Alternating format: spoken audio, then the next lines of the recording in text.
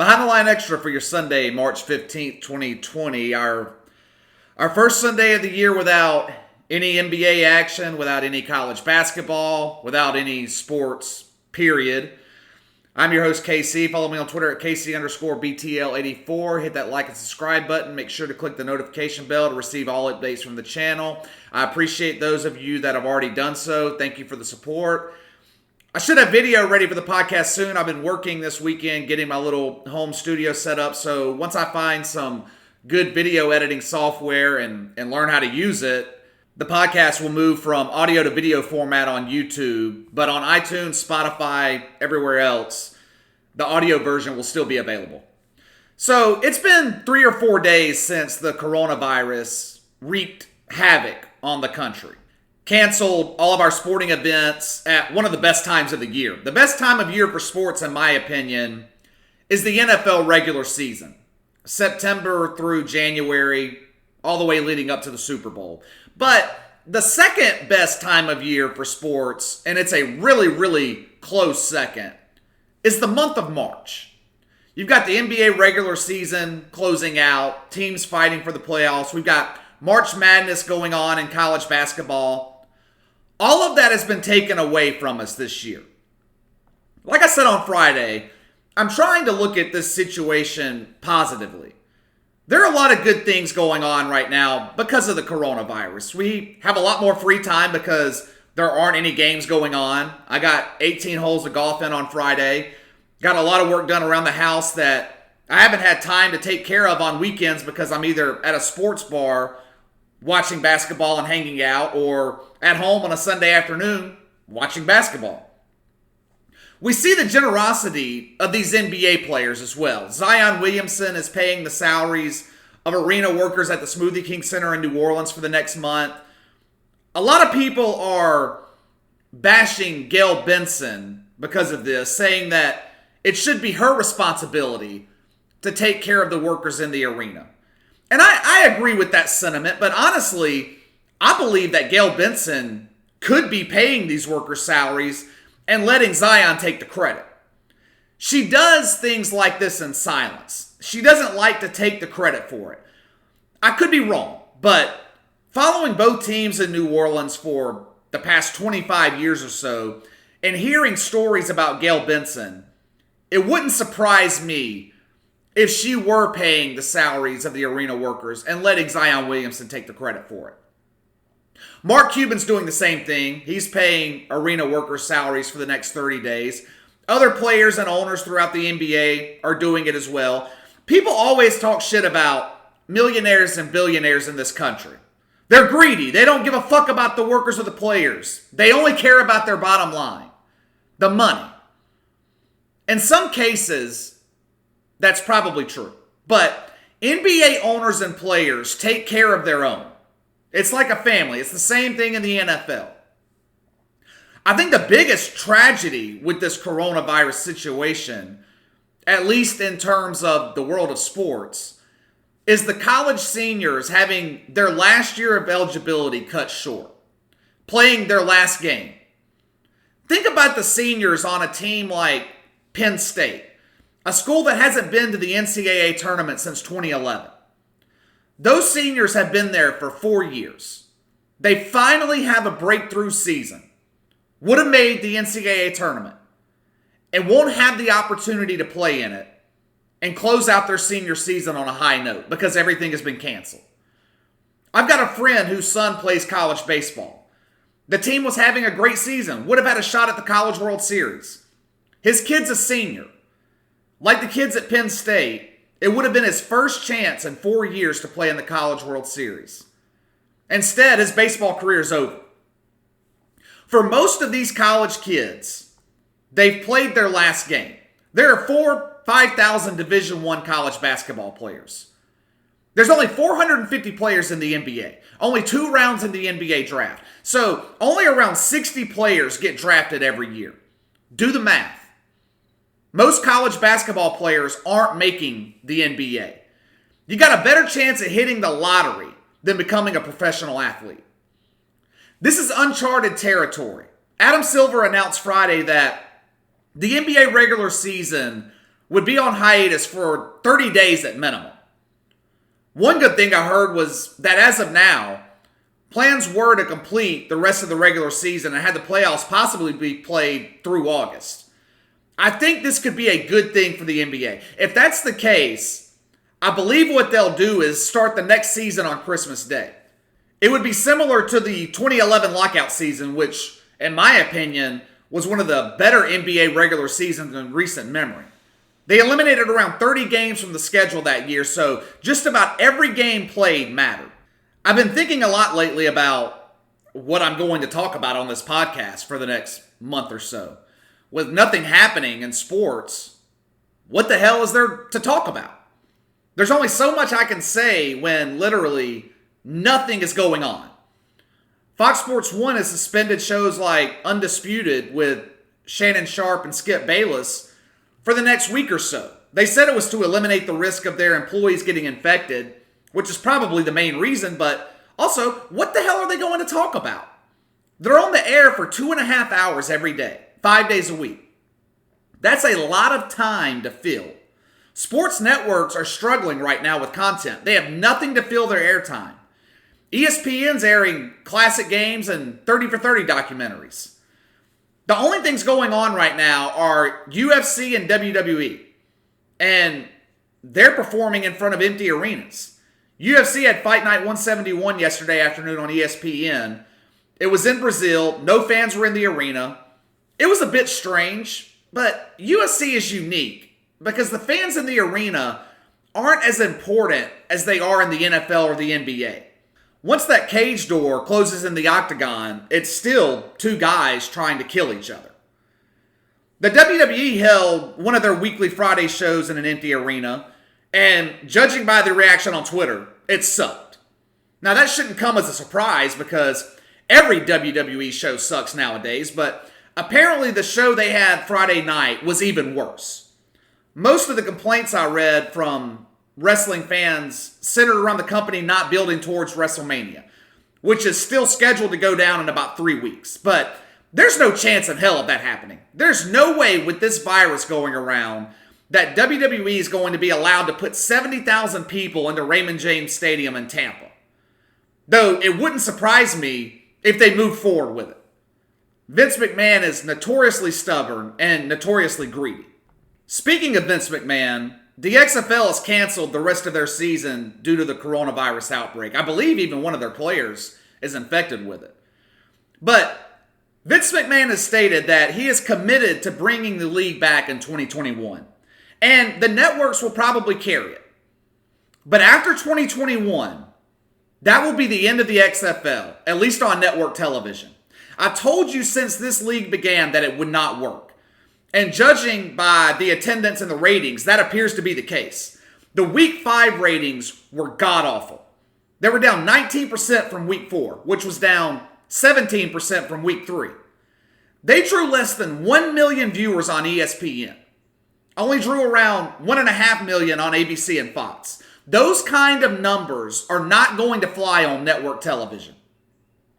Anyway, it could be a struggle for sports podcasts like mine and opinion shows on TV to find material to talk about over the next month or so. I mean, we've got NFL free agency to keep us occupied, but other than that, with nothing going on in the NBA and college basketball, it could make for a long 30 to 60 days.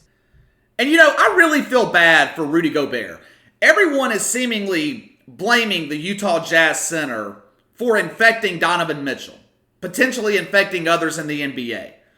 He pulled that stunt in front of the media where he was touching the desk, the microphone, the tape recorders of media members when he left that press conference. There are reports going around that he was touching everyone's belongings in the Utah Jazz locker room, playing around. Now, was it stupid? Yes, but that's what guys do. We joke around. We don't take things seriously. I didn't take this coronavirus seriously until the NBA suspended their regular season. Most people didn't. I mean, hell, the president of the country didn't take it seriously. I still think this virus is being overly hyped by the media, but I'm not going to get into that again. I talked enough about that on Friday. There are a lot of players in Utah pissed off right now at Rudy Gobert, one being Donovan Mitchell.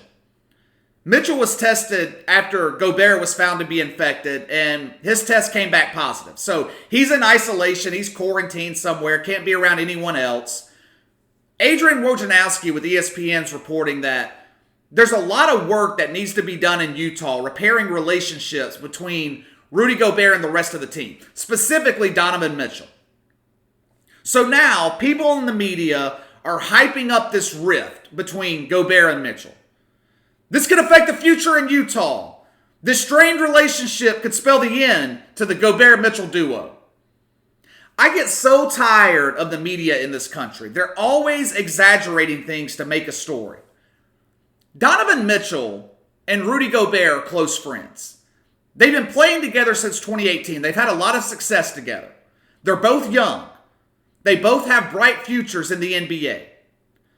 Gobert's fucking around about this virus isn't going to affect their relationship in the long term. Is Donovan Mitchell pissed off with him right now? Most definitely. But that anger will pass with time. Friends get mad at each other all the time. There isn't one person that I'm close friends with that I haven't been pissed off with at some point. Sometimes I'm mad at them for an hour. Sometimes it could go for a week. But eventually, the anger passes away with time and we go back to being friends again. Once this coronavirus is over, Donovan Mitchell and Rudy Gobert will be fine. I don't mind Woj reporting the story. He's just doing his job. But sites like Sports Illustrated running with that information and blowing it up like the future in Utah is uncertain because of the belief that Gobert infected Donovan Mitchell is bullshit. How do we know that Donovan Mitchell wasn't the first one infected and he infected Rudy Gobert? We don't know. What I do know is that once the regular season begins again, once a few weeks passes, this will be a non-story.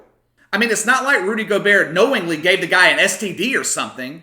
With him being infected, it's likely that Donovan Mitchell would have been infected anyway because they're in such close proximity to each other. All right, switching gears. Every sport in America has its stars. Besides baseball, of course. When it comes to star power in Major League Baseball, they're drilling an empty well. I talked about a story a few weeks ago on this podcast about the lack of star power in Major League Baseball. Less than half the country has heard of baseball's, quote, biggest star, Mike Trout. Compare that with over 90% of the country knowing about Tom Brady and LeBron James. Anyway, every sport has its stars. When we think about star players or star coaches, a lot of times we think that nothing could bring them down. They almost seem invincible. But if we take a look at history, that's just not the case. Because every star is one scandal away from becoming irrelevant, from being taken down. No matter how much good they've done, doesn't matter what they've accomplished, every star is one scandal away from having their reputation tarnished. That's why I have so much respect for guys like LeBron James. He's been in the public eye since he was in high school. He was the first NBA megastar in the social media era. Yet 17 years in the league, there hasn't been one scandal involving LeBron James. Can you imagine if we had social media and camera phones back in the 1990s? Guys like Michael Jordan and Charles Barkley would have been fucked. Superstars today have a lot less freedom than they did in the past.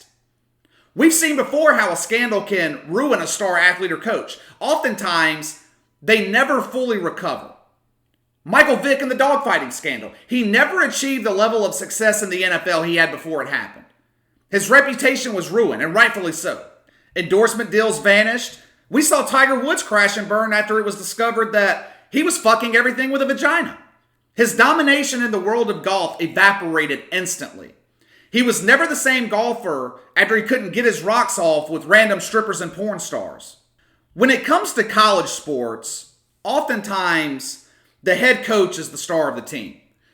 When you think about Alabama football, you think of Nick Saban. When you think of Kentucky basketball, you think of John Calipari. Rick Pitino is a legend in the world of college basketball. If you had a Mount Rushmore of college basketball coaches, many people would have Rick Pitino on it along with guys like Coach K, Bobby Knight, Roy Williams, John Calipari. I know that's 5 guys and Mount Rushmore only has 4 faces, but whatever the fuck. You get what I'm saying. My point is, Rick Pitino is a legend in college basketball. Two-time national champion at two different schools, Kentucky and Louisville. The list of his accolades in the sport is a mile long.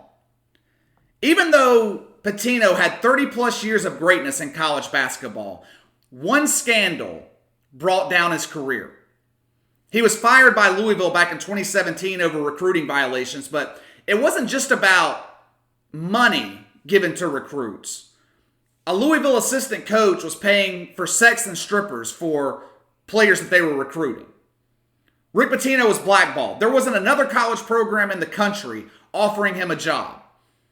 Until yesterday, where the coaching legend was offered and accepted a job at Iona. Now, most of you are probably wondering, what in the hell is an Iona? Well, it's a school about 40 minutes outside of New York City. It's a program that hasn't advanced past the first round of the NCAAB tournament since 1980. Actually, that's the only time they've advanced past the first round. It's a program that's had two players drafted to the NBA in the past 20 years. And they played in less than 100 games combined. It's a program that's only beaten 3 ranked opponents since 1980. My, how the mighty have fallen. Rick Pitino goes from coaching in the KFC Center packed with over 22,000 fans to coaching at the Heinz Athletic Center, which holds about 2,600.